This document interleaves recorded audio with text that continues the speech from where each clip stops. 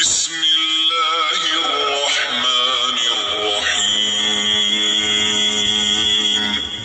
إذا زلزلت الأرض زلزالها وأخرجت الأرض أثقالها وقال الإنسان ما لها يومئذ تحدث أخبارها بأن ربك أوحى لها يومئذ يصدر الناس أشتاتا ليروا أعمالهم فمن يعمل مثقال ذرة خيرا يره ومن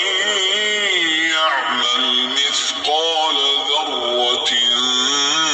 شرا